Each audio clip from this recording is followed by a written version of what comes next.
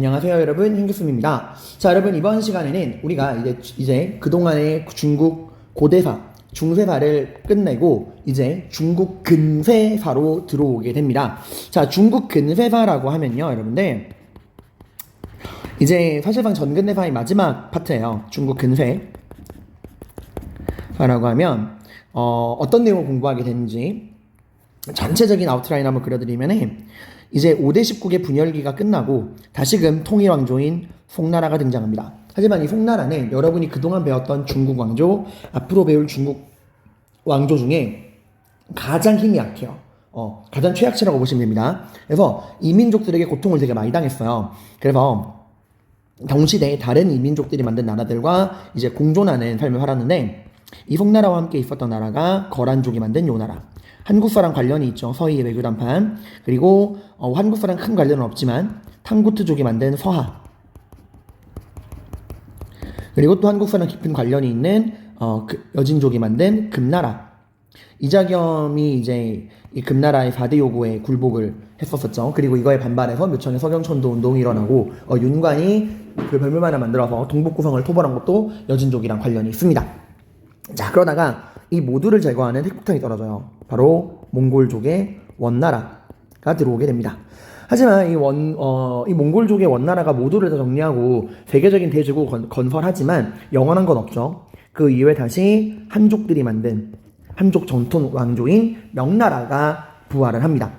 그러다가 다시금 이민족의 나라인 청나라, 여진족이 만든 청나라. 그 전에 있었던 금을 계승한다 그래서 후금이라는 이름으로 시작했다가 이제 국호를 청으로 바꾸죠. 이제 우리나라 역사에서는 정묘오란, 병자오란과 깊은 관련이 있는 나라죠. 특히 원나라, 명나라 넘어가는 시기는 또 우리나라에서는 고려에서 조선으로 넘어가는 국민항해 개혁정책, 원명교체계, 이런 내용들 기억하실 겁니다. 또 명나라는 임진왜란이랑도 관련이 돼 있고요. 여러분이 한국사랑 좀 연관을 시키면 대략적인 그런 시기관념이 좀 머릿속에 좀 더 잘 들어올 거라는 생각이 들어요. 그리고 우리는 청나라 어디까지 배울 거냐? 아편전쟁 전까지 배울 거예요. 아편전쟁 이후로부터는 근현대사의 시작이거든요. 이렇게 하면 중국 전근대사, 근대사가 마무리가 되게 됩니다. 자, 그러면 일단 지금 이 11번 프린트에서는 어느 내용을 공부하는 거냐? 송나라로부터 해서 요, 서하, 금, 이런 나라들을 이제 우리가 공부를 하게 될 거예요. 그리고 이제 원나라가 등장하기 전까지의 내용을 공부할 건데, 자, 다시 한번 우리가 이제 21번 프린트 중국 근세사 첫 번째에서는 어디까지 공부한다? 송나라부터 요, 서하, 금, 원나라가 등장하기 전까지의 시기를 공부를 하게 될 겁니다.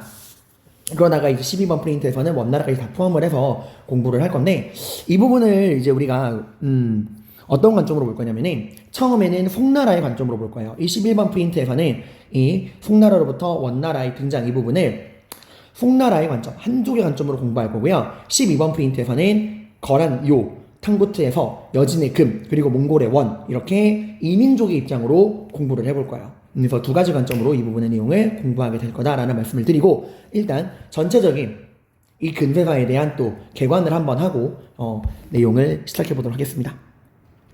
자, 우리 당나라가 멸망했습니다. 당나라가 멸망하는 과정에서 세 번의 난이 있었죠. 안사의 난, 그리고 황소의 난, 소금 밀매업자였던 황소의 난, 그리고 주전충의 난. 이 세 번의 반란으로 결국 당나라는 멸망하게 됩니다. 이 중에서 황소의 난 같은 경우는 소금 밀매업자의 난이지만, 안사의 난과 주전충의 난은 그쵸, 다 절도사에 의한 반란이라는 거예요. 자, 간단하게 내용을 정리하면 안사의 난 자체는 당나라가 멸망하는 계기가 된 건 아니에요. 안사의 난 이후에도 당나라는 한 150년에서 200년 정도 더 지속이 되니까요. 그럼 안사의 난이 가지는 역사적 의미는 뭐였죠? 당나라를 전기와 후기로 구분하는 기준이 됩니다.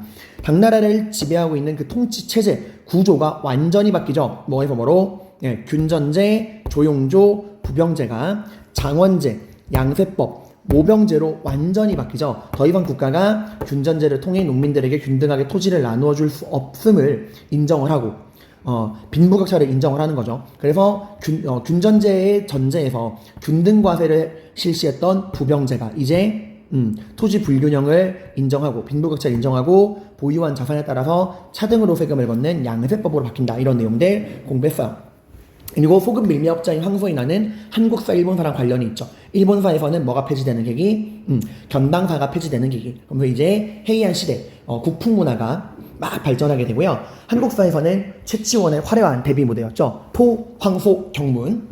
그리고 이제 주전충의 난으로 당나라가 멸망하고 5대 10국의 분열기가 들어옵니다. 화북지방의 5개 나라, 강남지방의 10개 나라.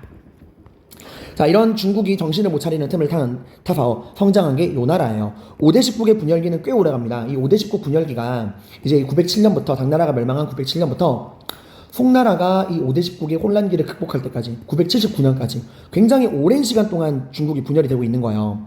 5대 10국의 분열기 907년부터 여기 979년까지가 아이고 죄송합니다.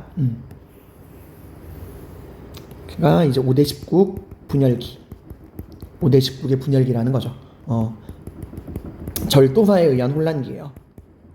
다 지방에 이제 이 절도사들이 막강한 군사력을 가지고 지방을 나눠먹은 시기라고 보시면 됩니다. 이런 혼란을 틈타서 거란족이 요 나라를 만듭니다. 자, 그리고 이 거란족의 요 나라는 우리 한국사에서 발해를 무너뜨리게 되죠. 그래서 발해와 함께 고구려를 계승했다고 주장하는 고려, 우리 민족의 역사인 고려에서 우리도 고구려를 계승한 나라고 발해도 고구려를 계승한 나라인데 그 요 나라가 같은 형제의 나라인 같은 뿌리에서 나온 발해를 무너뜨렸다. 그래서 고려의 건국자인 태조 왕건이 거란족 요 나라를 굉장히 싫어했죠. 이제 거란이 낙타 50마리 선물 보낸 거 개경 만부교에서 묶어가지고 굶겨 죽이는 만부교 사건. 그리고 아예 유언으로 남겼죠. 훈요 10조로 거란 놈들이랑은 상종도 하지 마라.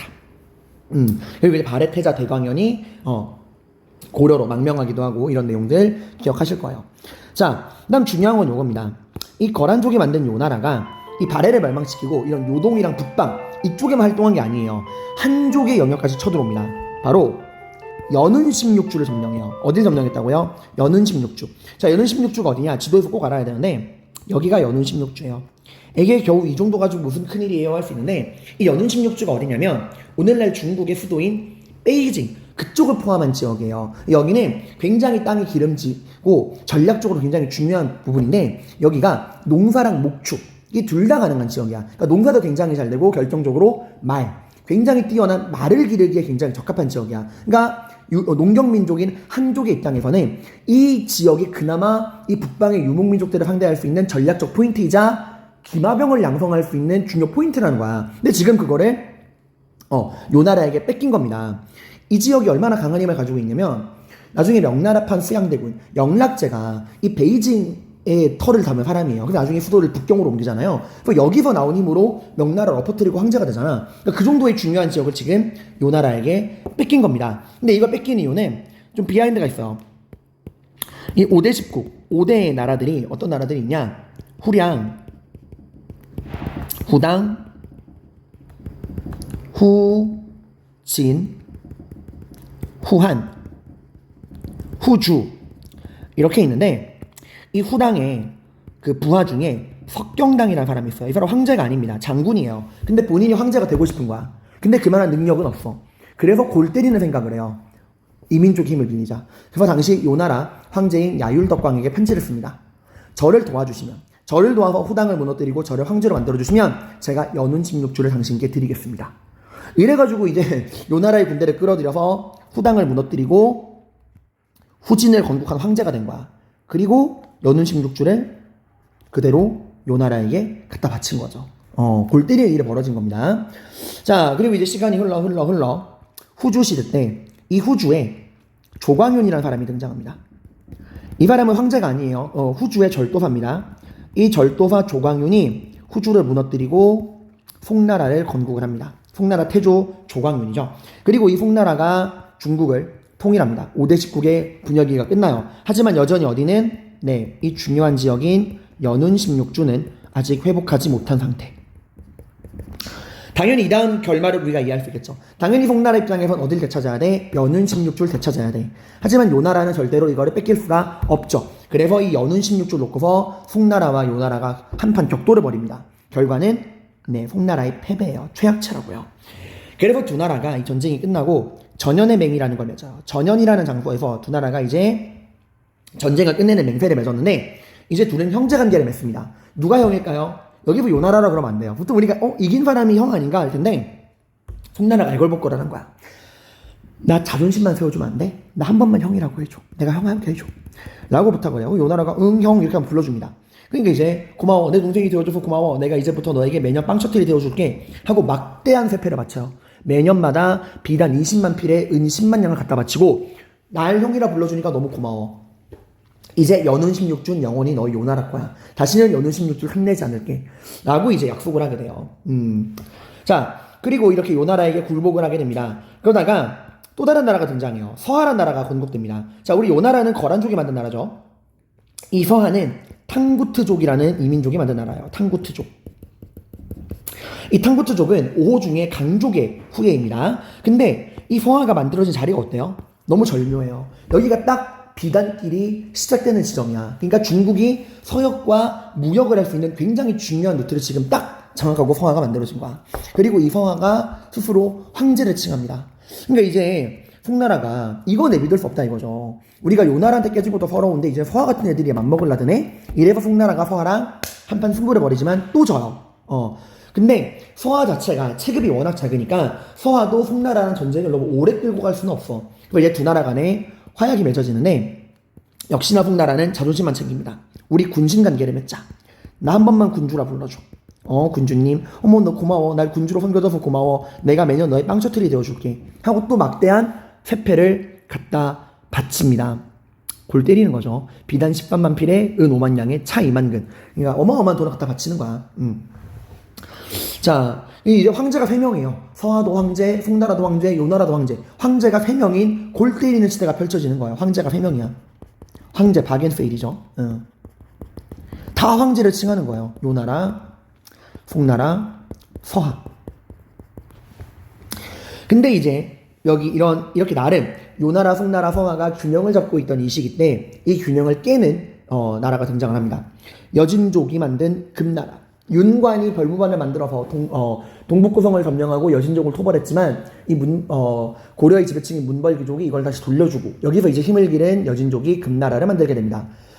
하지만 우리 송나라는 어리석은 생각을 해요. 여기서 이제 송나라는 금나라와의 힘을 합치면 요나라를 무너뜨릴 수 있지 않을까 해서 금나라에게 막대한 돈을 주겠다 약속을 하고 금나라에게 동맹을 요청합니다. 너 나랑 힘을 합쳐서 요나라를 무너뜨리지 않을래? 그럼 내가 너에게 막대한 돈을 줄게. 이래서 이제 금나라와 송나라가 힘을 합쳐서 요나라를 무너뜨리게 됩니다. 하지만 이 과정에서도 송나라는 단 한 번도 이기지 못해요. 힘의 격차가 얼마나 심했냐면 금나라 군대에 패배한 요나라 군대가 도망을 치다가 패잔병들이죠. 송나라 종교군을 만납니다. 근데 송나라가 져요. 그러니까 압도적인 힘의 격차가 존재하는 거야. 그러니까 송나라는 여전히 요나라를 이기지 못하는데 그 요나라를 실질적으로 무너뜨린 건 금나라야. 즉 이 말은 금나라와 송나라 간에는 정말 넘을 수 없는 격차가 있다는 거예요.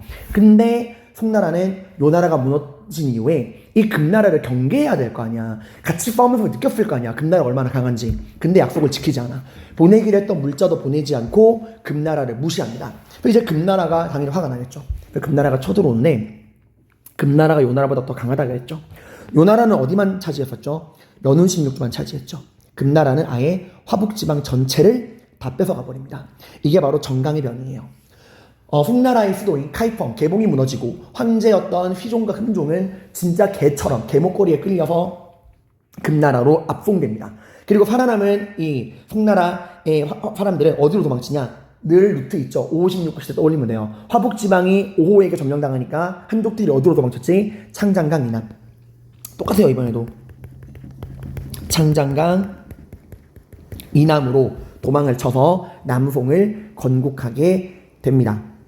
그러니까 이제 화북지방의 금나라, 강남지방의 송나라, 이게 남쪽으로 도망친 송나라라 그래서 남송이라고 그러고 이 정강해변 이전까지 요나라랑 함께 공존하던 송나라를 북송이라고 이야기를 해요. 북송이냐 남송이냐. 화북지방의 금나라, 강남지방의 남송, 이렇게 이제 이원화된 체제가 만들어집니다. 이 과정을 라이브로 직관했던 게 한국사의 그 유명한 한국사기의 저자 김부식이에요. 김부식이 이때 외교관으로 이 송나라에 파견됐다가 이 정강해변이 터진 거야. 그래서 두 눈으로 직관을 한 거죠. 송나라의 수도가 무너지고 황제가 포로로 잡혀가고 황족 여자들은 노예로 팔려가는 이 끔찍한 참상을 목격을 한 거야. 이때 김부식도 죽을 뻔했어요. 그래서 금나라가 얼마나 강한지 느끼고 돌아온 거란 말이야. 근데 돌아왔더니 묘청이 서경으로 천도하고 금국을 정벌하지. 이러니까 발작 버튼 눌리는 거죠. 그래서 김부식이 직접 묘청의 서경천도 운동을 진압을 했던 거야. 그런 비하인드가 있는 거예요. 자, 그리고 이 모두를 정리할 핵폭탄이 떨어집니다. 징기즈칸이 몽골을 통일해요. 그리고 이 징기즈칸은 그대로 금나라를 무너뜨립니다. 그리고 징기즈칸의 이제 후예들이 원나라를 건국하게 돼요. 쿠빌라이가 이제 원나라를 만들고, 그리고 남송도 무너집니다. 근데 보시면 징기즈칸이 몽골을 통일하고 금나라가 그 화북 지방의 금나라가 멸망한 이후에 남송이 멸망할 때까지 시간이 꽤 걸리죠. 그죠? 심지어 중간에 몽골족이 원나라까지 만들어 꽤 오랜 시간이 걸리죠. 그 비결은 창장강 인양. 원래 유목민족들이 육지에만 강하지만 이 강을 건너기 되게 힘들어하잖아. 그래서 우리 고려도 원나라 그 몽골족이 쳐들어왔을 때 강화도로 천도하고 그랬잖아요. 그래서 남송이 창장강을 배경으로 꽤 오래 버티긴 했지만 결국 무너지게 됩니다. 자, 이렇게 해서 여러분들이 이런 식의 배경 스토리를 가지고 이제 중국 근세사를 공부하게 될 거다. 명청은 다음 두 번째 근세사에 배울 거고, 일단 첫 번째 근세사에서 배울 내용은 이런 내용이다라는 전체적인 아웃라인 개관을 한번 잡아 드린 겁니다. 자, 그럼 이 다음 시간부터 본격적으로 송나라의 정치, 경제, 사회, 문화 이렇게 공부해 보도록 할게요. 고생 많으셨습니다.